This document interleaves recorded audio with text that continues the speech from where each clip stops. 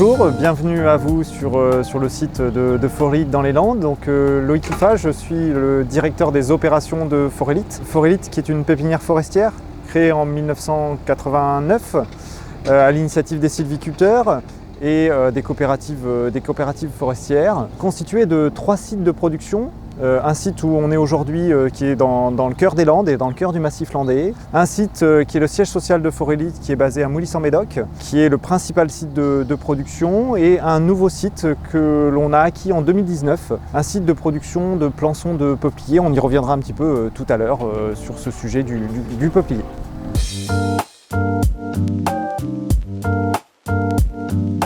Forélite est une pépinière forestière, donc on produit déjà que des plants forestiers à destination des reboisements et des plantations forestières sur l'ensemble du territoire d'Alliance Forêt-Bois. Parce que l'administrateur de Forélite, c'est le groupe Alliance Forêt-Bois qui est majoritaire, ainsi que le FCBA, l'Institut technologique de la forêt de la cellulose, bois et ameublement. La production et les productions historiques se sont faites principalement sur la base de production de plants de pins maritimes, pour reboiser le pin maritime, et surtout on est passé dans les années 60 à 70 et puis suite aux 2 tempêtes, la tempête de 99 et la tempête de 2009, d'une stratégie de semis de pin maritime, donc semis direct dans les parcelles forestières, à une stratégie de plantation. Ensuite, deuxième essence qui est arrivée en suivant et en complément du pin maritime, c'est le pin Tela et le yellow pine. Ces 2 essences-là qui constituent aujourd'hui 80% des quantités produites par Forélite. Forélite produit jusqu'à 25 millions de plants forestiers par an.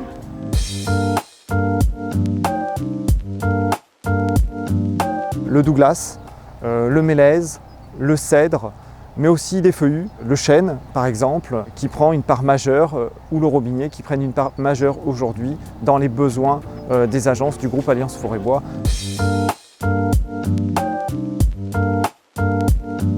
Donc ça, c'est vraiment important, c'est vrai, de bien représenter et repositionner Forélite dans l'écosystème Alliance Forêt-Bois. Dans l'écosystème Alliance Forêt-Bois, on a vraiment un point de départ qui entre pour pouvoir avoir des arbres qui correspondent aux différents marchés du bois et aux différents besoins et usages sur le territoire français.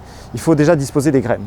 Pour disposer des graines, il faut commencer par disposer de la bonne ressource forestière pour pouvoir avoir des semences améliorées. Ça, c'est le point d'entrée de l'écosystème. Le deuxième, après cette graine, c'est les plants. Donc là, le sujet de Forélite, la pépinière forestière. Ensuite, la sylviculture, donc là, la mise en place de ces plants, l'élevage de ces plants dans les parcelles forestières, le suivi de la croissance de ces plants, les entretiens, et ensuite on va arriver sur la partie exploitation, commercialisation des bois avec des éclaircies ou des récoltes finales directement dans les parcelles jusqu'à la commercialisation, et avec un cœur autour de tout ça qui est le conseil à la destination des propriétaires forestiers en termes de gestion sylvicole, en termes de fiscalité, en termes de pilotage de leurs propriétés forestières pour mettre en œuvre les bonnes stratégies adaptées à leurs conditions et à leur contexte sur l'ensemble du territoire d'Alliance Forêt-Bois. Donc Forélite se situe dans cet écosystème-là avec 2 pans dans Forélite qu'il faut bien avoir en tête. Un premier pan qui est la graine et la ressource. Pour disposer des ressources et des graines, il faut disposer de variétés améliorées.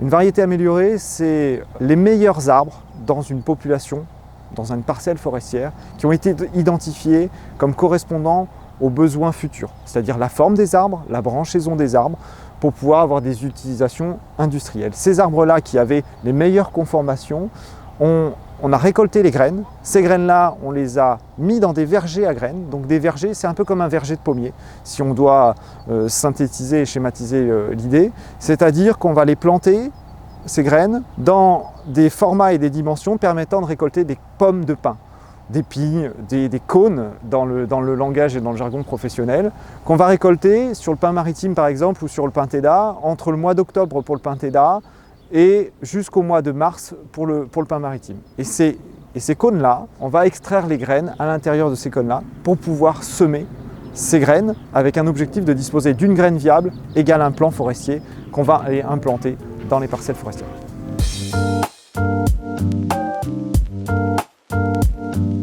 Elle s'intègre dans la filière forêt-bois en Nouvelle-Aquitaine en étant un des moteurs déjà de cette partie développement des semences améliorées, de la structuration et de l'implantation des vergers à graines, de la gestion des vergers à graines. Aujourd'hui, ça c'est un point de départ et un point d'entrée. Et aujourd'hui, on est un des acteurs majeurs de la gestion des vergers à graines. On va adapter les ressources forestières et la production des semences et des plants en fonction des besoins. Aujourd'hui, entre le moment où on identifie des semences améliorées avec la bonne variété qui correspondra aux besoins de demain, il nous faut quasiment 30 ans pour pouvoir récolter les premières graines, la première ressource qui va faire un premier plan, quoi, et qui remettra encore 30 à 40 ans pour pouvoir être du coup exploité et utilisé pour des besoins bois construction, pour des besoins de palettes, pour des besoins industriels, pour des besoins bois énergie par exemple. L'axe premier, c'est déjà le choix des essences et l'adaptation des essences. Alors l'adaptation des essences, on peut la faire de manière différente.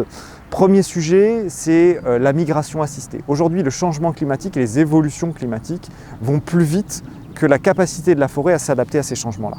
Donc il faut qu'on l'aide et qu'on l'assiste. C'est ce qu'on appelle la migration assistée. Par exemple, aujourd'hui, une des essences qui va prendre et qui va évoluer face au changement climatique, c'est le pin maritime qui est du coup aujourd'hui a une capacité de remonter plus au nord et de répondre à des besoins sur des stations plus au nord. Un autre axe important, c'est d'identifier des semences et des essences forestières qui sont aujourd'hui peu ou pas utilisées et qui demain répondront à ces besoins de changement climatique. L'exemple, c'est le cèdre dont on pourra parler tout à l'heure. Il y a aussi le côté R&D, recherche et développement. Dans cet axe R&D, c'est aussi de se dire, on prend un crayon et puis on écrit, on dit, tiens, telle essence, est-ce que demain, on ne pourrait pas la tester? Donc là, on est sur des chantiers pilotes, des chantiers tests sur tout le territoire et essayer d'identifier demain des essences d'avenir qui pourront répondre à ces enjeux-là. Hein. L'enjeu changement climatique, c'est pas une case simple changement climatique, c'est des changements de conditions de température, de répartition de la pluviométrie, de quantité de pluie, et ça, en fonction des stations, il faut trouver la bonne réponse et la bonne solution. Mais il faut qu'on aille vite aussi, parce que ce que je vous disais, on est aujourd'hui sur des pas de temps de plans forestiers qui sont longs, quoi. On n'est pas sur des cultures, une culture de salade où en 4 à 6 mois, on va avoir réussi à identifier des premières esquisses et des premières solutions, quoi. Et quand on a identifié des ressources adaptées au changement climatique, des provenances adaptées au changement climatique, ensuite il faut trouver la ressource, les semences et les graines qui vont pouvoir répondre aux besoins dans les quantités. Et ça, c'est un vrai travail aussi pour pouvoir permettre un déploiement des stratégies adaptées au changement climatique.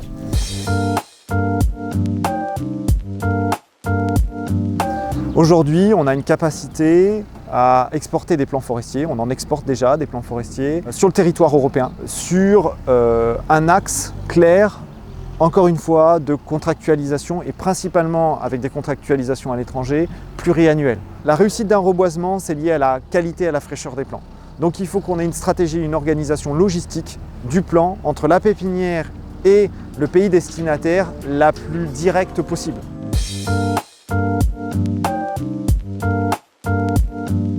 Dans cette caisse-là, des graines de cèdre de l'Atlas. D'accord ? Cedrus atlantica de son petit nom latin. Alors c'est des graines un petit peu particulières, ça c'est une graine, d'accord ? Et l'objectif c'est que cette graine-là, elle donne obligatoirement un cèdre. Et ça c'est une des forces de Forélite, c'est de tout faire pour que chaque graine donne un plan. Aujourd'hui là par exemple dans ma main, je pense que je dois avoir une centaine de graines de cèdre. 1 kg de graines de cèdre, c'est à peu près 15 000 cèdres. Ça c'est vraiment une essence dont on a parlé tout à l'heure, qui est une réponse demain au changement climatique et sur lequel aujourd'hui on s'implique pour la déployer, réussir le déploiement, c'est-à-dire d'identifier la ressource jusqu'à produire les plants et réussir les plantations.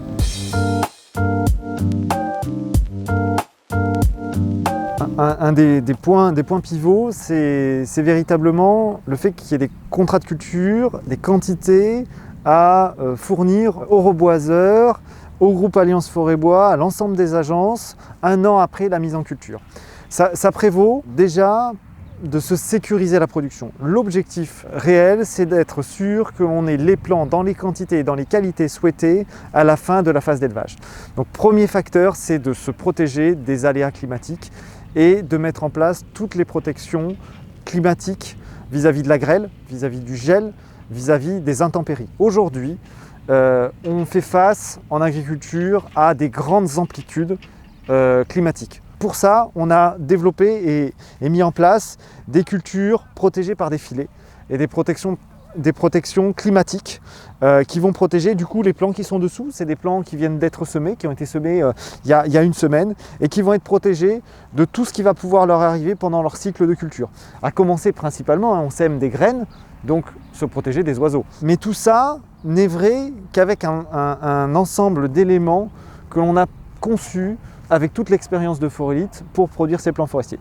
Tous ces éléments, c'est la production sur palette, surélevée du sol, avec des arceaux, avec des filets, avec des maillages de filets et des plaques de culture qui ont été définies pour nos propres besoins. Un des points importants dans les plants forestiers, c'est véritablement la qualité, et surtout dans les plants en godet et en motte, qui sont la production de Forelite, d'avoir des systèmes racinaires bien orientés. D'accord ?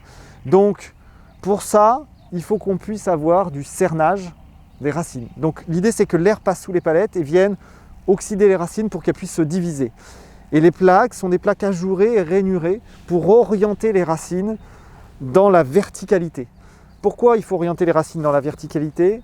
Le point important, c'est que l'arbre que l'on va planter, au moment où on va le planter dans la forêt, il va devoir se débrouiller de manière autonome. Et pour ça, il va falloir qu'il résiste. Déjà, premier sujet, qu'il y ait une reprise. Et à cette reprise-là, il faut que les racines s'ancrent de manière bien structurée, bien orientée pour pouvoir résister aux différents aléas climatiques en forêt.